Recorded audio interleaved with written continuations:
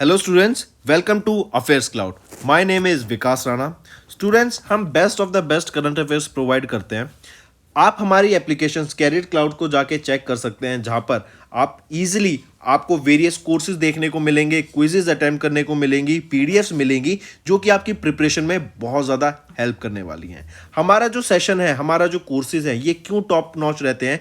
क्योंकि जो हमारी एप्लीकेशंस हैं, हम यहाँ को वेराइटी ऑफ क्वेश्चंस प्रोवाइड करते हैं, वेराइटी ऑफ नोट्स प्रोवाइड करते हैं, जहाँ पर आपको कंटेंट मिलेगा both Hindi as well as English में।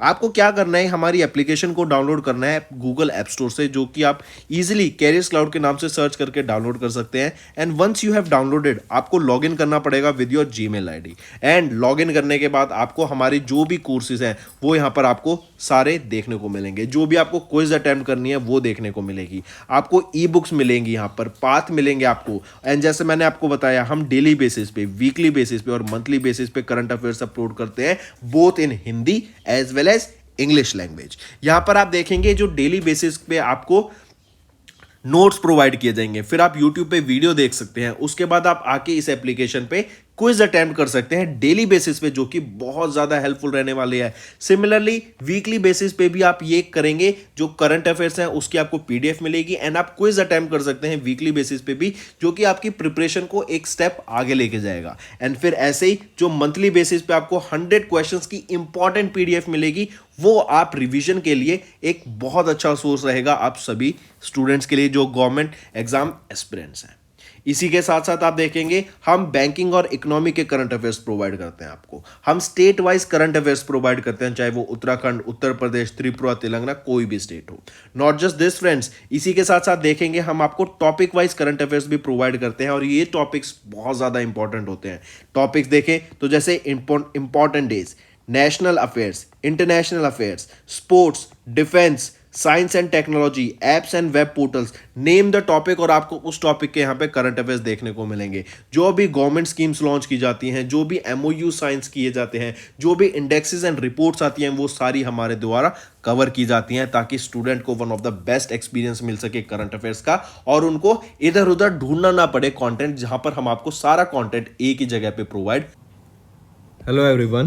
So in this video we will be discussing important current affairs of 25th of May. The session will be very important, so do pay attention till the end and we will be learning multiple things. ये आपके लिए बहुत काम में आने वाली हैं, तो नोट्स भी ज़रूर बना के चलना। जो भी हमारी वीडियोस देख रहे हैं, नोट्स ज़रूर बनाना। करेक्ट? चलिए स्टार्ट करें। सबसे पहले बात करते हैं किस मिनिस्ट्री ने अभी लॉन्च किया मेरी लाइफ मेरा स्वच्छ शहर कैंपेन। ये मेरी लाइफ मेरा स्वच्छ शहर कैंपेन क्या है? बेसिकली जैसा नेम सजेस्ट कर रहा है कि यहाँ पर हम स्वच्छता के ऊपर बात करेंगे। इसी के अंडर आ जाता है स्वच्छ भारत मिशन अर्बन 2.0 कि हमें अपने सिटीज़ को क्लीन रखना है। करेक्ट? फिर यहीं पे जो मेन ऑब्जेक्टिव रहेगा मेरी लाइफ मेरा स्वच्छ शहर कैंपेन का, तो जो मेन ऑब्जेक्टिव है वो क्या है? यहाँ पर 3 आर को फॉलो करना। वो है रिड्यूस, रीयूज एंड रिसाइकल। हम बचपन से ये तीनों टर्म पढ़ते आ रहे हैं कि 3 आर्स बोला जाता है इनको। ऐसे लाइफ का कुछ मॉडल बनाया जाता था कि reduce, reuse and recycle. Right? इससे क्या होगा कि एक तो हमारा जो पॉल्यूशन बढ़ता जा रहा है, जो अगर हम एग्जांपल लेके चलें प्लास्टिक का, तो प्लास्टिक पॉल्यूशन बहुत ज़्यादा बढ़ता जा रहा है। इवन माइक्रो प्लास्टिक हमारे न्यूबॉर्न बेबी के ब्लड सैंपल्स में भी मिले हैं। करेक्ट? तो जो ये प्लास्टिक है, इसको क्यों ना हम रीयूज करें। जो वाटर बॉटल्स होती हैं, जो प्लास्टिक की बॉटल्स होती हैं, जिसमें आपकी पेप्सी आती है, कोका कोला आती है, क्यों ना हम उनको रीयूज करें। राइट? रिड्यूस का मतलब हमने जो स्पून्स होती थी, जो फॉक्स होते थे, कांटा होता था, जब आप बाहर खाना खाने जाते हैं तो वो आपको पहले प्लास्टिक का मिलता था। अब हमने उसको रिड्यूस करके कहाँ पे कर दिया है? हम उसको या तो बैम्बू से बनाते हैं या फिर वो किसी और वुडन पल्प से बना जाता है। रिसाइकल हो गया, क्यों ना हम इन प्रोडक्ट्स को रिसाइकल करके कुछ और प्रोडक्ट बनाएं। फॉर एग्जांपल अगर हम देखें तो घर भी बनाए गए थे रिसाइकल प्लास्टिक बॉटल्स में मिट्टी को भर के, उनसे पूरे आपकी जहाँ पे सीमेंट की ईंटें लगती थी वहाँ पे आपके प्लास्टिक बॉटल्स लगाई गई। इनको रिसाइकल्ड हाउसेस बोला गया। फिर रोड्स भी बनाए गए सेम प्रोसीजर के अंडर की प्लास्टिक से आपके रोड्स बना दिए गए। फिर प्लास्टिक की मदद से उसको थ्रेड में कन्वर्ट करके आपके कपड़े भी बनाए गए हैं, clothes, shoes, various other products भी बनाए गए। इवन अगर आप देखेंगे पेपर को रिसाइकल करके आपका रिसाइकल्ड पेपर भी बनाया जाता है। तो आप काफ़ी तरीके हैं इनको रिसाइकल करके चीज़ को रीयूज करने के। तो इन 3R पे फोकस किया गया अंडर मेरी लाइफ मेरे स्वच्छ शहर कैंपेन के अंडर। पूछा जा रहा है किस मिनिस्ट्री के द्वारा इसको लॉन्च किया गया था, तो ministry of housing and urban affairs के द्वारा इसको लॉन्च किया गया था। ऑप्शन 3 करेक्ट होगा यहाँ पे। ठीक है, याद रखेंगे ताकि यहाँ पे जो आपके एंटरप्रेन्योर्स हैं, स्टार्टअप्स हैं, जो आने वाले बिजनेसमैन हैं, जो अभी एग्जिस्टेंस में बिजनेस हैं, वो यहाँ पर इसको इंप्लीमेंट कर सके। करेक्ट। चलिए नेक्स्ट आ जाता है आपका फिर मोनलम शैनमो। ये एक फेस्टिवल था, कहां पे ऑब्जर्व किया गया, कब से कब तक ऑब्जर्व किया गया, और इस फेस्टिवल का एक और नाम है वो बता दो। तो इसी फेस्टिवल को हम बोलते हैं great prayer festival. I repeat, great prayer festival. ये ऑब्जर्व किया गया कहां पर, लद्दाख में। इसी को मोनलम शैनमो फेस्टिवल भी बोला जाता है। 11 से लेके 16 मई के बीच में इस फेस्टिवल को ऑब्जर्व किया गया, राइट। एंड ये बेसिकली क्यों ऑब्जर्व किया जाता है ग्रेट प्रेयर फेस्टिवल, ताकि वर्ल्ड पीस एंड हैप्पीनेस को प्रमोट किया जा सके। Correct, world peace and happiness को प्रमोट करने के लिए ये आपका ग्रेट प्रेयर फेस्टिवल या फिर मोनलम शैनमो फेस्टिवल ऑब्जर्व किया जाता है लद्दाख में। ठीक है, फिर यहीं पर जो बुद्धिस्ट मॉन्क्स होते हैं वो परफॉर्म करते हैं एक तिब्बतन बुद्धिस्ट डांस जिसका नाम है छम। करेक्ट, छम नाम का फेस्टिवल भी यहाँ पे और छम नाम का डांस ऑब्जर्व किया जाता है, राइट। तो ये है आपका great prayer festival of Ladakh. तो आप ऑब्जर्व देख सकते हैं लद्दाख के annual great prayer festival Ladakh Monlam Chenmo 2023 में हमने ऑब्जर्व किया 11 से 16 मई के बीच में। Moving on, next, which is the only Indian firm in the BCG list जिसने टॉप किया है in the top 50 most innovative forms of 2023। मतलब टॉप करने वाली कंपनी कौन सी बन गई, और ये बता दो मेरे को कि ओनली इंडियन फर्म जो कि बीसीजी की लिस्ट में आई है in the top 50 most innovative firms. ठीक है, अब देखो मोस्ट इनोवेटिव फर्म्स की हम बात कर रहे हैं 2023 की। बीसीजी के द्वारा ये लिस्ट रिलीज की गई। बीसीजी क्या है आपका, बॉस्टन कंसल्टिंग ग्रुप। तो 50 कंपनियों का यहाँ पे डाटा रिलीज किया गया, और यहाँ पे जो ओनली इंडियन फर्म आ जाती हैं in the most innovative firms of top 50 list जो कि बीसीजी के द्वारा रिलीज की गई, वो है टाटा ग्रुप। क्या पोजीशन रहेगी, 20th पोजीशन पे ये लिस्ट की गई। अगर पूछा जाए कि सबसे टॉप पे फर्स्ट नंबर पे कौन सी कंपनी आ जाती है in the most innovative firm, वो है आपकी एप्पल। एप्पल के द्वारा 2 आपके स्टोर्स भी खोले गए थे, एक था मुंबई में, दूसरा था साकेत दिल्ली में। ठीक है, मतलब साकेत लोकेशन है दिल्ली में, वहां पर। करेक्ट। अगर मैं पूछूं सेकंड पोजीशन पे कौन सी आती है, तो आ जाती है टेस्ला। थर्ड पोजीशन पे आ जाता है अमेजॉन। ठीक है, तो याद रखेंगे मोस्ट इनोवेटिव कंपनी 2023 की लिस्ट रिलीज की गई बीसीजी के द्वारा टॉप 50 मोस्ट इनोवेटिव फर्म्स की। यहाँ पे कौन सी इंडियन फर्म है जिन्होंने टॉप किया, या फिर कौन सी इंडियन फर्म है जो इस लिस्ट में रही, तो वो है टाटा ग्रुप और 20th पोजीशन पर थी। बीसीजी की मैं बात करूं, हेडक्वार्टर कहाँ रहेगा, Massachusetts, USA, United states of America.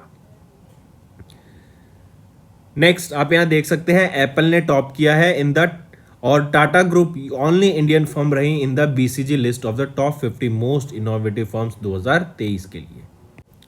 चलिए यहाँ पे आप रिपोर्ट भी देख सकते हैं, क्या नाम था बीसीजी के द्वारा, most innovative company 2023 reaching new heights in uncertain times. Next बात करते हैं वर्ल्ड बैंक की। वर्ल्ड बैंक के द्वारा भी एक रिपोर्ट रिलीज की गई जिसमें हमें कार्बन प्राइसिंग के लिए जो हमने पैसा रिलीज किया है या फिर रेज किया है 2022 में, उसके बारे में बताया गया। अब कार्बन से रिलेटेड पैसा रेज करने का मतलब हमने सस्टेनेबल डेवलपमेंट गोल्स को फॉलो करना है। हमें क्लाइमेट चेंज जो हो रहा है उसको प्रिवेंट करने के लिए काफ़ी अलग अलग इनिशिएटिव्स को फॉलो करना पड़ेगा। ठीक है, हमें अलग जो इंफ्रास्ट्रक्चर है वो बनाना पड़ेगा, ताकि जो हमारा अभी इंफ्रास्ट्रक्चर है, जो जैसे फॉर एग्जांपल अगर हम देखें, नॉन रिन्यूएबल रिसोर्सेज से हमें रिन्यूएबल सोर्सेज ऑफ एनर्जी पे शिफ्ट करना पड़ेगा। हमें ग्रीन हाइड्रोजन का भी हम आप देख रहे हैं इंडिया में बहुत ज़्यादा पुश हो रहा है। ग्रीन हाइड्रोजन आपके के लिए प्लांट सेटअप किए जा रहे हैं। जैसे फॉर एग्जांपल पहला pure green hydrogen making plant कहाँ पे सेटअप किया गया था? जोरहट में सेटअप किया गया था, असम में सेटअप किया गया था, राइट। और ये ऑयल इंडिया लिमिटेड के द्वारा सेटअप किया गया था। फिर हम देख रहे हैं कि सोलर एनर्जी पे वर्क किया जा रहा है काफ़ी ज़्यादा। आप देखेंगे एयरपोर्ट्स को कार्बन न्यूट्रल बनाने की बात की जा रही है, उनको रिन्यूएबल सोर्सेज ऑफ एनर्जी पे शिफ्ट किया जा रहा है। तो ये सारी चीज़ें क्या है कि हम कार्बन को जो हमारे एटमॉस्फेयर में रिलीज होता था, चाहे वो बर्निंग से हो या किसी भी प्रोसेस से हो, उसको कैसे रिड्यूस करें। उसको रिड्यूस करेंगे तो जो हमारे टेम्परेचर है वो ऑटोमेटिकली हमारे इन्वायरमेंट में कहीं ना कहीं उसका इम्पैक्ट पड़ेगा और वो रिड्यूस होगा। तो इसीलिए अभी हमने carbon taxes and emissions trading systems के थ्रू जो अमाउंट रेज किया है 2022 में वो है 95 बिलियन डॉलर। यही अगर मैं 2021 का डाटा देखूं तो ये जो डाटा आ जाता है वो अराउंड 84 बिलियन डॉलर के करीब हमने रेज किया था, ठीक है, in carbon taxes and emission trading systems के थ्रू, ईटीएस के थ्रू एंड कार्बन एमिशन टैक्सेस के थ्रू हमने 95 बिलियन डॉलर रेज किया 2022 में। और ये रिपोर्ट बताती है, वर्ल्ड बैंक के द्वारा ये डाटा रिलीज किया गया था। वर्ल्ड बैंक की बात करें तो वॉशिंगटन डीसी में इनका हेडक्वार्टर रहेगा, ठीक 1944 में इस्टेब्लिश किया गया था। और अब प्रेसिडेंट कौन है? डेविड मल्पास मत बोलना, अब जो प्रेसिडेंट वो है अजय बंगा। ये 14th प्रेसिडेंट बनेंगे वर्ल्ड बैंक के। और ये किनको रिप्लेस करेंगे? ये डेविड मल्पास को रिप्लेस करेंगे to be the new president of World Bank. अभी ऑफिशियल हो चुका है, राइट। और इनको प्रमोट किनको या फिर हम बोले नॉमिनेट किसके द्वारा किया गया था? तो इनको जो बाइडेन के द्वारा नॉमिनेट किया गया था। नेक्स्ट अगला क्वेश्चन है, किस सिटी में या फिर कौन सी सिटी एमर्ज करके आई as the top data centre markets in the Asia Pacific region according to Knight Frank. Knight Frank के द्वारा एक रिपोर्ट रिलीज की गई जिसमें बताया गया about the data centres, top destination for data centres. अब ये डाटा सेंटर्स क्यों इंपॉर्टेंट है? हम देख रहे हैं कि जो एरा है ऑफ आर्टिफिशियल इंटेलिजेंस वो स्टार्ट हो गया है। अब आर्टिफिशियल इंटेलिजेंस ही आपका एक देखेंगे आप, हर चीज़ में आपका एआई का इनकॉर्पोरेशन होगा। एंड एआई को जो ट्रेन करने के लिए मॉड्यूल्स लगते हैं, जो उसमें हमें डाटा की बहुत ज़्यादा रिक्वायरमेंट्स होती है। आपने देखा होगा जो डाटा एनालिस्ट होते हैं वो क्या करते हैं, जो रॉ डाटा होता है उसको सेग्रीगेट करके प्रॉपर फॉर्मेट में लाते हैं ताकि उस डाटा से हम कुछ मीनिंगफुल इंफॉर्मेशन निकाल सकें। तो आर्टिफिशियल इंटेलिजेंस भी आपका यही होगा कि जो आपके पास डाटा है उसको कैसे हम आर्टिफिशियल इंटेलिजेंस को ट्रेन कर सकें ताकि उस डाटा से हम कुछ मीनिंगफुल सामने ला सके, उन पैटर्न्स को हम रिकॉग्नाइज कर सकें, करेक्ट। तो आप देखेंगे जो डाटा की डिमांड है ना वो आने वाले टाइम में और ज़्यादा बढ़ेगी। आप देखेंगे जो ये डाटा सेंटर्स हैं ये और ज़्यादा डोमिनेट करेंगे मार्केट को, ज़्यादा इनकी डिमांड होने वाली है आने वाले टाइम में, करेक्ट। तो कौन सी सिटीज़ हैं जिन्होंने डोमिनेट किया in the data centre market in the Asia Pacific region according to Knight Frank? तो शंघाई चाइना में Shanghai, Tokyo Japan and your Mumbai India. तो ये आपको याद रखना है, ये वो 3 सिटीज़ हैं और ये वो 3 कंट्री हैं और इन 3 कंट्रीज़ की ये सिटीज़ हैं जो डोमिनेट कर रही है in the data centre in the data centre market for the Asia Pacific reason, correct. Shanghai China की मैं बात करूं तो यहाँ पर इनकी जो टोटल कैपेसिटी थी 2692 मेगावाट्स की थी। टोक्यो जापान की बात करूं तो 2575 मेगावाट की रहेगी। और इंडिया की अगर मैं बात करूं मुंबई इंडिया की तो 2337 मेगावाट की यहाँ पर आपकी कैपेसिटी रहेगी, करेक्ट, मार्क करेंगे। अगर हम देखें इसके अलावा भी मार्केट्स हैं जैसे Bangkok, Hong Kong, Kuala Lumpur, Shanghai, Sydney, Tokyo, इन सबको अगर मिला के टोटल डाटा देखा जाए तो 13,400 मेगावाट कि आपका टोटल ये मार्केट रहेगी। और ये डाटा रिलीज किया गया था आपकी एक रिपोर्ट जिसका नाम था डाटा सेंटर्स Q1 2023, मतलब फॉर द फर्स्ट क्वार्टर 2023 का ये डाटा रहेगा, करेक्ट। चलिए नेक्स्ट पे चलते हैं। आप यहाँ पे इन डाटा सेंटर्स को देख सकते हैं, ऐसे ये सर्वर्स होते हैं। आपके हाई कार्ड्स होते हैं जहाँ पर ये प्रोसेस करते हैं, जो कंप्यूटेशन पावर होती है इनकी।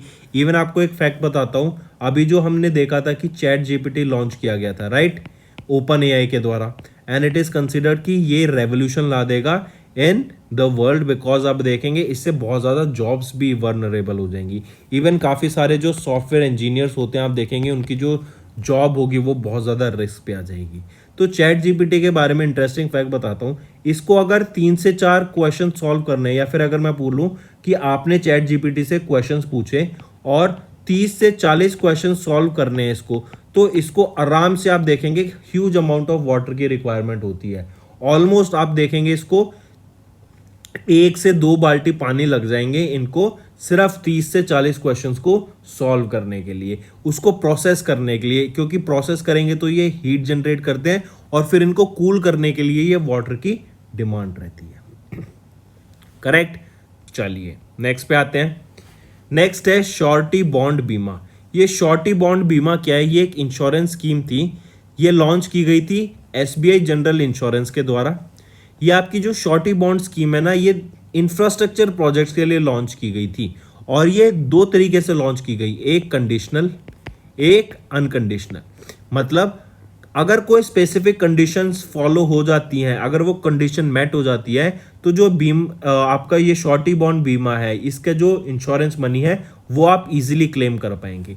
अनकंडीशनल होती है, आप बिना किसी कंडीशन के उस क्लेम को, उस इंश्योरेंस मनी को क्लेम कर पाएंगे। करेक्ट। तो ये है आपका श्योरिटी बॉन्ड बीमा, एसबीआई जनरल इंश्योरेंस के द्वारा लॉन्च किया गया था, और यहीं पर आपका किसके लिए था? ये इंफ्रास्ट्रक्चर प्रोजेक्ट के लिए इसको लॉन्च किया गया था, कि मान लो कल को कॉन्ट्रैक्टर आपके जो डिमांड है वो पूरी नहीं करता है। जैसे फॉर एग्जांपल हम देखते हैं कई जगह ऐसी हैं जहाँ पे बिल्डर्स अपने प्रोजेक्ट्स को आधा छोड़ देते हैं, तो उस केस में आपके पैसा फंसे ना, और कंडीशंस मैट होने पर या कंडीशन ना मैट होने पर, जैसे भी आपने प्रोग्राम लिया होगा, जैसे भी इंश्योरेंस ली होगी, तो अगर वो प्रोजेक्ट पूरा नहीं होता है तो आपका इंश्योरेंस कंपनी आपका क्लेम लेगी। इंश्योरेंस कंपनी से आप अपना क्लेम ले सकते हैं और उनको आपको इंश्योरेंस पैसा देना पड़ेगा। ठीक है, similar to that of a health insurance scheme जैसे आपकी होती है, राइट। तो एसबीआई जनरल इंश्योरेंस की मैं बात करूं तो managing director and chief executive officer कौन रहेंगे? किशोर कुमार पोलुदासु जी। हेडक्वार्टर मुंबई महाराष्ट्र में। सुरक्षा और भरोसा दोनों, ये आपकी टैगलाइन रहेगी एसबीआई जनरल इंश्योरेंस की, जो कि है एसबीआई जनरल इंश्योरेंस, राइट। चलिए, तो ये हो गया आपका श्योरिटी बॉन्ड बीमा इंफ्रास्ट्रक्चर प्रोजेक्ट्स के लिए एसबीआई जनरल इंश्योरेंस के द्वारा लॉन्च किया गया।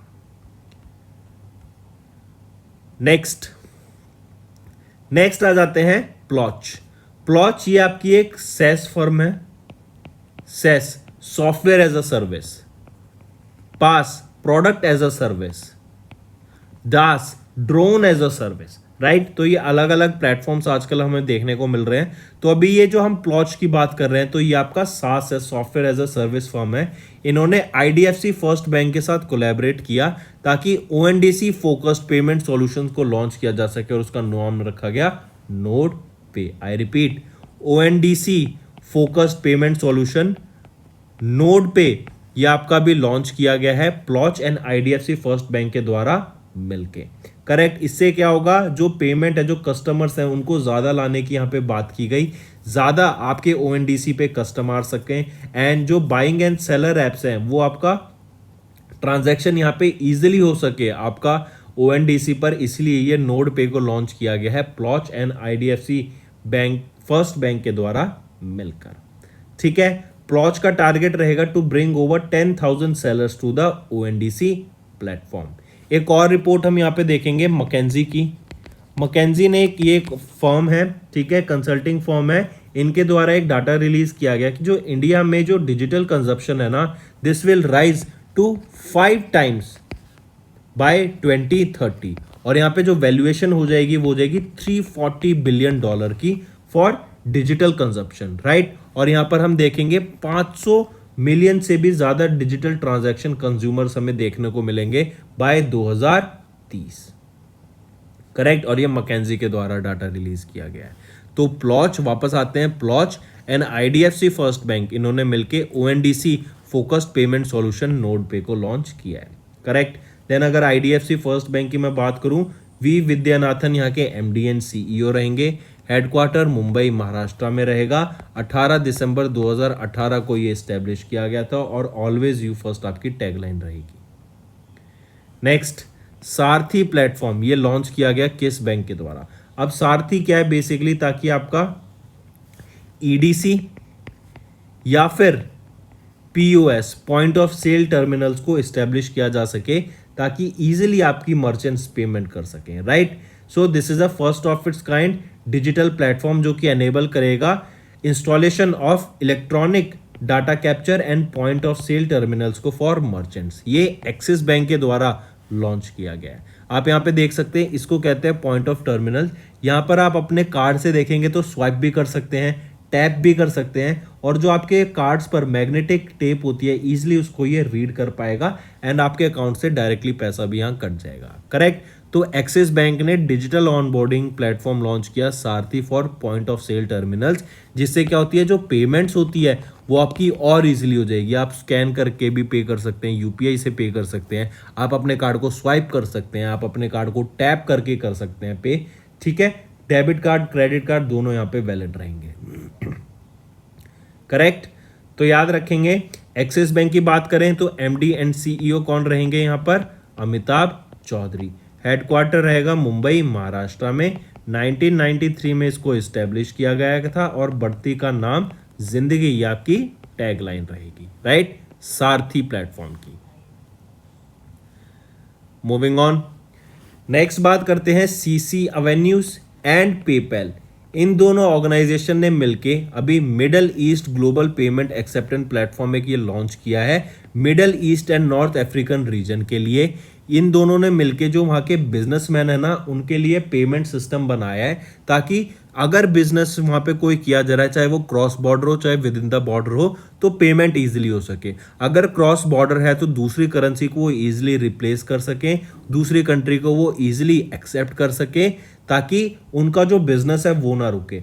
पहले क्या होता था, बिजनेस को टाइम लग जाता था, पेमेंट की दिक्कत रहती थी, सामने वाला पेमेंट कर रहा है नहीं कर रहा, कैसे करेगा, दूसरी करेंसी है उनके पास, हमारे पास दूसरी करेंसी है, हम इस करेंसी का क्या यूज करेंगे, तो काफी दिक्कतें होती थी। अब क्या है, आपका पेपैल एंड सीसी एवेन्यू इन दोनों ने मिलकर ऐसा पेमेंट सिस्टम लाए हैं फॉर बिजनेस स्पेसिफिकली, ताकि जो बिजनेसमैन है उनको पेमेंट करने में कोई भी दिक्कत ना हो, इजीली वो एक चीज से दूसरी चीज में पेमेंट कर सके। एंड यहाँ पे सब कुछ एक्सेप्ट किया गया है, राइट। मीना MENA रीजन ये रहेगा middle east and north African region में, यहाँ पे ये पेमेंट सिस्टम लाने की बात की गई।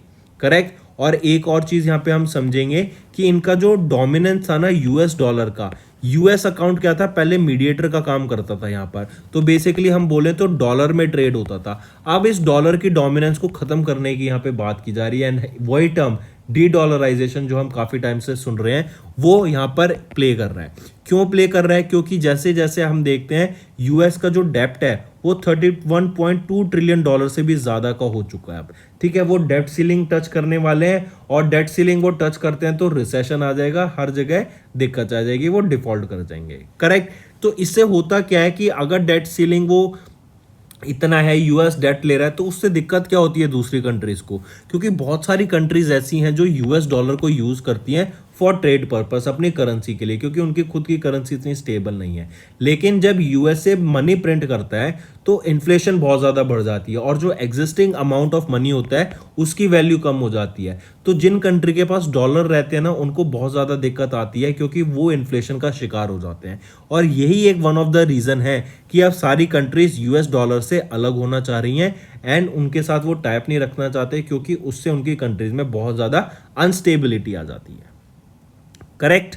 चलिए नेक्स्ट आ जाता है इकोनॉमी एंड बिजनेसेस के ऊपर। देखें तो energy dispute arbitration centre of Turkey and IAMC of Hyderabad, इन दोनों ने मिलकर अभी एक MOU साइन किया है, ताकि under this both the sides will promote and encourage institutional arbitration in the energy sector as well as development of resources and knowledge sharing between the partner organisation. मतलब एक दूसरे के साथ नॉलेज शेयर करना है, एक दूसरे के साथ मिलके हमें एनर्जी सेक्टर को डेवलपमेंट करना है, नए नए तरीके लाने हैं, रिसर्च एंड डेवलपमेंट भी करेंगे।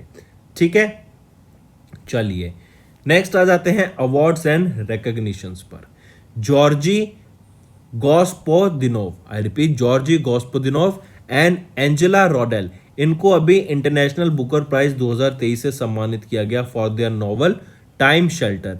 ये एक डार्क कॉमिक नॉवल रहेगी टाइम शेल्टर, जिसके लिए अभी बुल्गारियन राइटर जॉर्जियो जॉस्पोनिदोव एंड ट्रांसलेटर एंजेला रॉडेल को सम्मानित किया गया है इंटरनेशनल बुकर प्राइज से।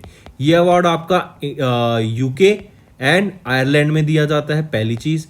दूसरी चीज याद रखेंगे, इस बुक को पहले बुल्गेरियन में लिखी गई थी ये बुक, एंड इसको later on it was translated into English, right. लिखी और राइटर कौन है? जॉर्जी जॉस्पोनिदोव, आप यहाँ पे देख सकते हैं, और यहाँ के ट्रांसलेटर कौन रहेंगी? Angela Rodel, correct. याद रखेंगे। और कौन सी नॉवल के लिए? टाइम शेल्टर नॉवल के लिए इनको सम्मानित किया गया। 50,000 पाउंड्स का यहाँ पे कैश प्राइज प्रोवाइड किया गया, और जो लोग यहाँ पे नहीं जीते हैं उनको $2500 का एज अ कंसेशन मनी भी प्रोवाइड किया गया एज अ पार्टिसिपेशन, करेक्ट।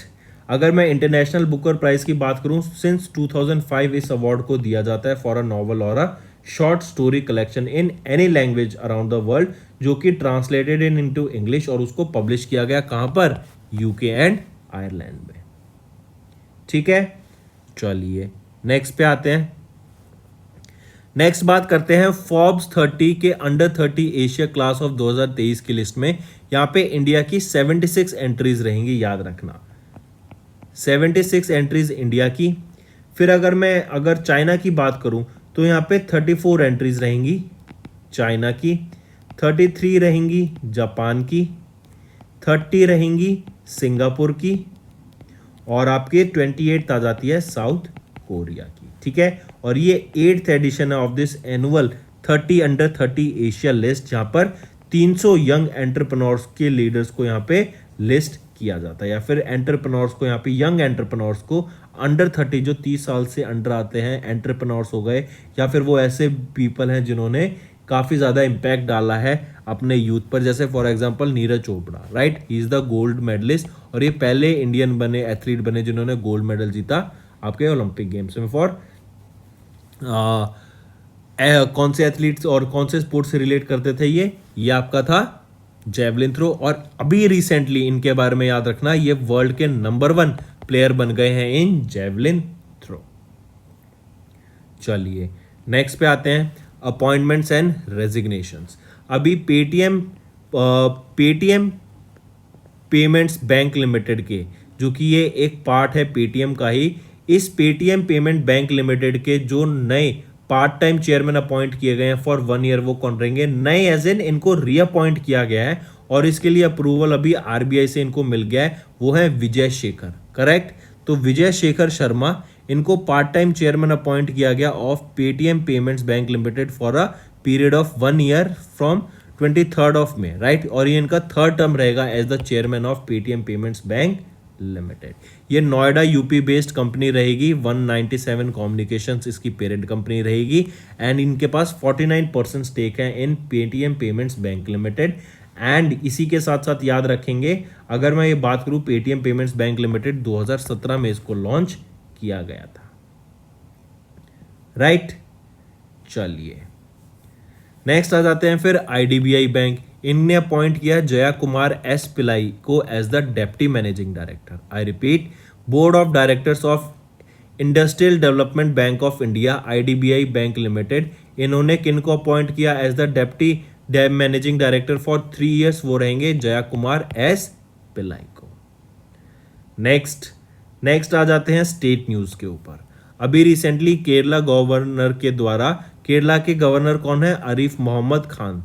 इनके द्वारा अभी Kerala health care service workers and health care service institutions amendment ordinance act launch किया गया है। ये बेसिकली क्या बोला गया है कि कोई भी अगर मेडिकल प्रोफेशनल है, चाहे वो डॉक्टर हो, चाहे वो नर्सिस हो, चाहे वो कोई स्टूडेंट भी हो आपके मेडिकल इंस्टीट्यूशन का, अगर उनके खिलाफ कोई भी पेशेंट किसी भी तरीके की कोई ज़बरदस्ती करते हैं, या फिर उनको मारा जाता है, या फिर कोई भी लड़ाई हो जाती है, या फिर उनको हैरेस किया जाता है डॉक्टर्स को, तो जिसने उनको ये दिक्कत दी है, जो भी इन्होंने उनको हार्म किया है, जिन्होंने भी उनको परेशान करा है, उनके खिलाफ काफ़ी स्ट्रिक्ट एक्शन लिया जाएगा, 1 से लेके 7 साल तक की जेल depending upon the severeness of the case, and 1 से 5 लाख रुपए तक का फाइन भी उन पे इम्प्लीमेंट किया जाएगा, राइट। तो ये केरला गवर्नर ने लॉन्च किया है कि ताकि जो हेल्थ केयर प्रोफेशनल्स होते हैं उनको प्रोटेक्ट किया जा सके उनके खिलाफ, बिकॉज ये एक ऐसा इमोशनल टाइम होता है जब किसी भी व्यक्ति को हॉस्पिटल ले जाया जाता है तो उनके family members are very emotional, right. और कहीं ना कहीं अगर थिंग्स गो साउथ और उन पेशेंट की डेथ हो जाती है तो कहीं ना कहीं काफ़ी बार हमने ऐसा भी देखा है, इवन काफ़ी केसेस भी ऐसे सुने हैं कि जो पेशेंट की फैमिली होती है वो डॉक्टर को जिम्मेवार थमा देती हैं, एंड उससे काफ़ी ज़्यादा उनके खिलाफ एक वायलेंस भी होता है। तो उसको प्रिवेंट करने के लिए और उसके खिलाफ ऐसा कुछ ना हो सके डॉक्टर के, ये यहाँ पर डिसीजन लिया गया। एंड ये डिसीजन एकदम क्यों आया, क्योंकि अभी रिसेंटली जो डॉक्टर वंदना दास थी उनकी डेथ हो गई थी, क्योंकि उनको मारा गया था, उनका मर्डर हो गया था बाय अ पेशेंट जी संदीप, जो कि एक स्कूल टीचर है प्रोफेशन से in the Kollam district of Kerala. तो उस केस के बाद डॉक्टर्स को उनको सेव करने के लिए, उनको प्रोटेक्ट करने के लिए ये एक ऑर्डिनेंस लॉन्च किया गया है केरला गवर्नमेंट के द्वारा, ठीक है। चलिए नेक्स्ट पे आते हैं। नेक्स्ट बात करते हैं सौरव गांगुली की। सौरव गांगुली को अभी अपॉइंट किया गया ब्रांड एम्बेसडर कहाँ का, त्रिपुरा स्टेट का, और त्रिपुरा टूरिज्म के लिए, ताकि त्रिपुरा में टूरिस्ट को बढ़ाया जा सके, वहाँ पे टूरिज्म को बढ़ावा दिया जा सके, इसीलिए सौरव गांगुली को यहाँ पे अभी ब्रांड एम्बेसडर अपॉइंट किया गया है। इसके अलावा देखें तो फॉर्चून राइस, माई 11 सर्कल, अजंता शूज, इन सब को भी ये प्रमोट यहां पर करते हैं आपके सौरव गांगुली, करेक्ट। चलिए नेक्स्ट आ जाते हैं। सौरव गांगुली की बात करें तो ये कोलकाता वेस्ट बंगाल से बिलोंग करते हैं, एंड सौरव गांगुली ही की बात करें तो ये 35वें प्रेसिडेंट रह चुके हैं ऑफ बीसीसीआई। तो अगर त्रिपुरा की बात करें तो त्रिपुरा 3rd स्मॉलेस्ट स्टेट आ जाती है, ठीक है, इंडिया की। इवन सौरव गांगुली को याद रखना, इनको पद्म अर्जुना अवार्ड से सम्मानित किया गया था 1997 में, पद्मा श्री से सम्मानित किया गया था 2004 में, और गवर्नमेंट ऑफ वेस्ट बंगाल ने इनको बंगा विभूषण अवार्ड से भी सम्मानित किया गया था, जो वेस्ट बंगाल का हाईएस्ट सिविलियन अवार्ड है 2013 में, ठीक है। चलिए नेक्स्ट आ जाते हैं फिर ओडिशा। ओडिशा गवर्नमेंट ने पार्टनर किया इन्फोसिस एंड नासकॉम के साथ, ताकि एम्प्लॉयबिलिटी को बूस्ट किया जा सके of students in higher education institution, ताकि जो एम्प्लॉयबिलिटी है वो बढ़ सके, राइट। यहां पर हम देखेंगे किन्होंने, ओडिशा गवर्नमेंट ने टाइप किया किसके साथ, ओडिशा गवर्नमेंट ने टाइप किया इन्फोसिस एंड नासकॉम के साथ, ताकि जो यूथ है उनको एम्प्लॉयमेंट प्रोवाइड किया जा सके। और एम्प्लॉयमेंट उनके पास कैसे आएगी, ताकि उनको स्किल्स, जो डिजायर्ड स्किल्स हैं वो प्रोवाइड की जा सके, उनको अपॉर्चुनिटीज प्रोवाइड की जा सके, राइट। और इन्होंने हायर एजुकेशन इंस्टीट्यूशंस के साथ भी टाइप किया, ताकि ड्यूरिंग दैट हायर एजुकेशन जो उनकी मिल रही है उसी टाइम उनको जो डिजायर्ड नॉलेज है, जो डिजायर्ड स्किल्स हैं वो प्रोवाइड की जा सकें, ताकि at the time of employment, at the time जब वो पास आउट हो तो उनको जॉब्स प्रोवाइड की जा सके, करेक्ट।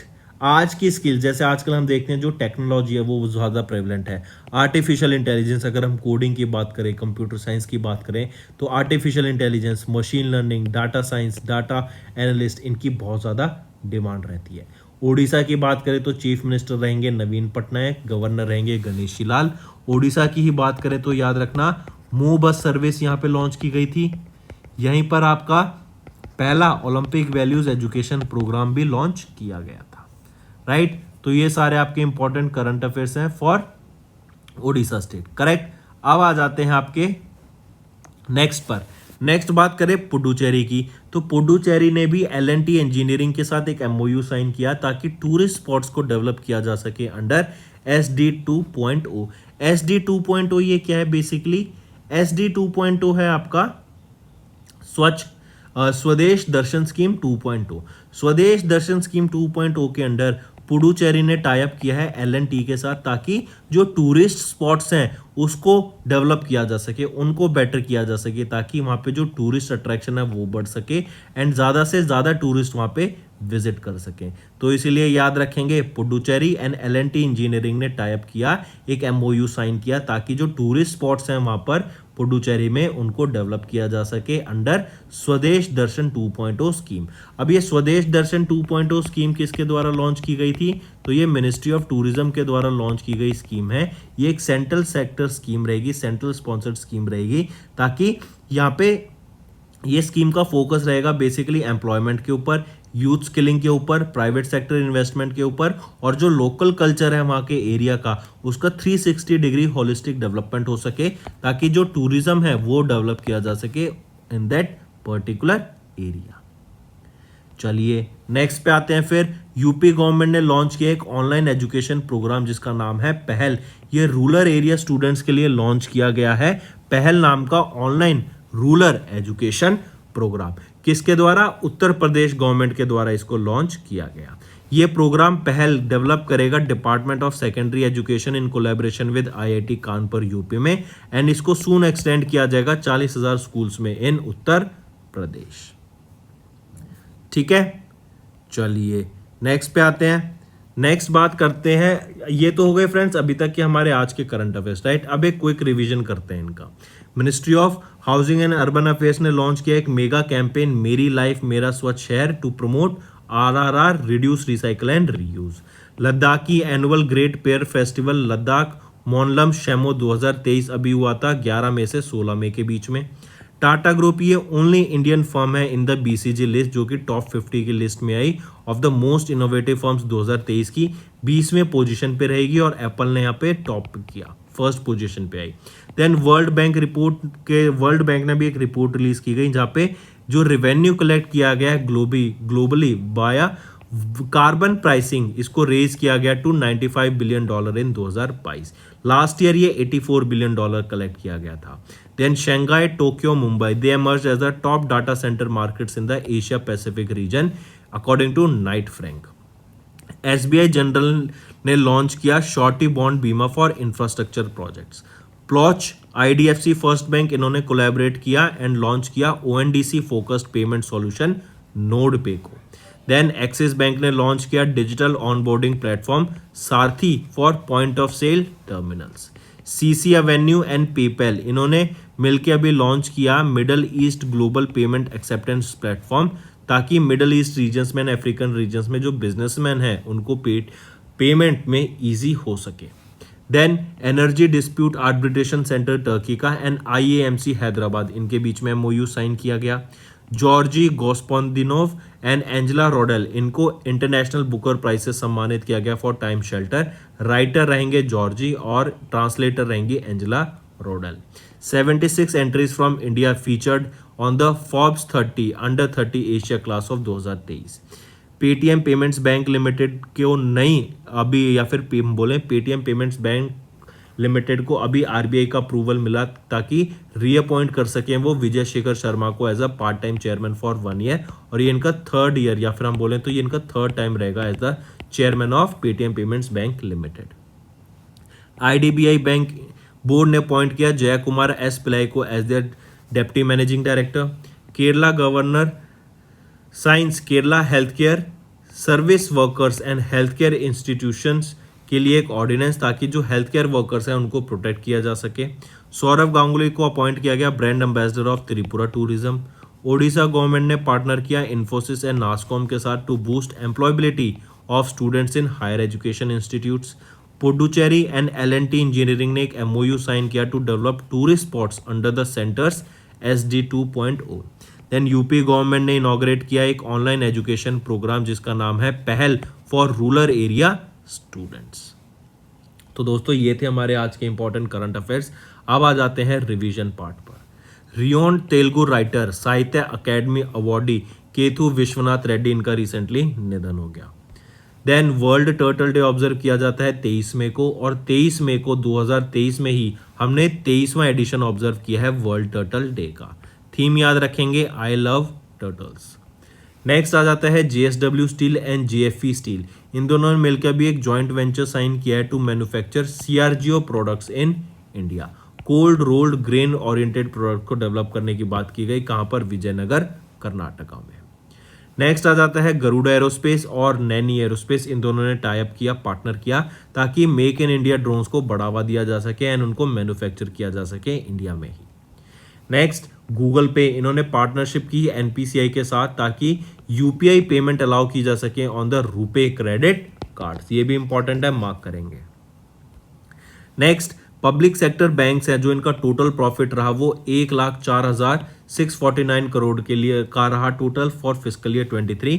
अगर परसेंटेज वाइज देखें तो यहाँ पे सबसे ज्यादा प्रॉफिट किस बैंक का देखने को मिलता है, ये आप मुझे कमेंट करके बताएंगे। मैंने कल की वीडियो में आपको ये बताया हुआ है, परसेंटेज वाइज पूछ रहा हूं मैं, और अगर नंबर वाइज पूछूं तो वो भी मेरे को बता देना, ठीक है। परसेंटेज वाइज किसका रेवेन्यू किसका प्रॉफिट सबसे ज्यादा रहा, और रेवेन्यू वाइज किसका प्रॉफिट सबसे ज्यादा रहा, ठीक है। चलिए नेक्स्ट आ जाता है WHO, वर्ल्ड हेल्थ ऑर्गेनाइजेशन ने अभी एक ग्लोबल नेटवर्क लॉन्च किया है ताकि जो इन्फेक्शियस डिजीज के खिलाफ हमारा जो थ्रेट है ह्यूमंस का, उसके खिलाफ एक एक्शन लॉन्च किया जा सके, एक प्रॉपर गाइडलाइंस लॉन्च की जा सके कि अगर कल को फिर से ऐसा कुछ हो जाता है कोविड-19 जैसा, तो हमें कैसे क्या करना है, कैसे प्रिपेयर रहना है और क्या क्या गाइडलाइंस को फॉलो करना है, ठीक है। चलिए तो दोस्तों ये हो गए हमारे आज के रिवीजन भी और करंट अफेयर्स भी मेन। अब आ जाते हैं होमवर्क सेक्शन पे। पहला, when is the world telecom day observed. दूसरा, which union ministry implements FAME 2 scheme. तीसरा, रॉबर्ट ई लुकास, ये अभी recently passed away, he was associated with which field. तो ये 3 आपके होमवर्क क्वेश्चंस रहेंगे फ्रेंड। आई होप आपको सेशन पसंद आया तो वीडियो को लाइक कर देना और कमेंट करके ज़रूर बताना आपका क्या व्यूज़ रहेगा, बिकॉज इससे मुझे बहुत मोटिवेशन मिलेगी ताकि मैं आपके लिए और बेटर कंटेंट डेली बेसिस पे ला सकूं और बेटर वीडियोस में आपको प्रेजेंट कर सकूं on daily basis. So that's all for the day friends, thank you and have a nice day. Friends ये हमारी वीडियो थी, आई होप आपको वीडियो पसंद आई होगी। इसी के साथ साथ फ्रेंड्स आप हमारे यूट्यूब चैनल को सब्सक्राइब कर सकते हैं, आप टेलीग्राम चैनल पे जाके हमें फॉलो कर सकते हैं, एंड इसी के साथ साथ अगर आपको कोई भी प्रॉब्लम आ रही है या तो पेमेंट में या हमारे कोर्सेज के साथ, तो आप हमें कांटेक्ट कर सकते हैं एट द नंबर 7677333862, या फिर आप हमारी मेल आईडी पे हमें मेल कर सकते हैं, and I will make sure कि आपकी जो प्रॉब्लम है उसको जल्दी से जल्दी सॉल्व किया जाए। इसी के साथ साथ आप हमारे इंस्टाग्राम हैंडल affairscloud_official को फॉलो कर सकते हैं। कोड और याद रखना वो है विकास10। अगर आपको 10% का एक्स्ट्रा डिस्काउंट चाहिए तो आप विकास10 का कोड यूज कर सकते हैं, आपको क्रैक 10 के अलावा 10% का डिस्काउंट यहां पे मिलेगा। और इसी के साथ साथ अगर आपको कोई भी इश्यू आ रहा है हमारी एप्लीकेशन से रिलेटेड, वेबसाइट से रिलेटेड, या आपका कोर्स परचेज नहीं हो रहा, या आपका कोर्स परचेज हो गया, पैसे कट गए हैं, या कोई भी इशू आ रहा है, तो आप हमें कॉन्टैक्ट कर सकते हैं एट द नंबर 9677333862, या फिर आप मेल कर सकते हैं support@affairscloud.com पे, एंड आई मेक श्योर हमारा रिप्रेजेंटेटिव आपको जल्दी से जल्दी आपको रीच करेगा एंड आपकी प्रॉब्लम को सॉल्व करेगा। That's all for the day friends. I hope you enjoyed the session, and you can follow us on the YouTube channel, as well as apart from YouTube channel you can go and follow us at Affairs Cloud Telegram channel. And if you have any queries related to the content or the of courses offered to you or the payment which you did on the application, you can contact us on the number provided, that is 7677333862. Apart from this friends, you can follow us on the Facebook as well as on Instagram handle, that is affairscloud_official. In the end friends, if you use a code that is Vikas10, you will be getting an additional extra 10% discount by using this code Vikas10. Also, if you have any problem regarding the course purchase, any problem regarding to our application, you can contact us on the mobile number, that is 9677333862. And if you want to mail us, you can also mail us on support@affairscloud.com, and I assure you that our representative from us will be contacting you soon and resolving your issue.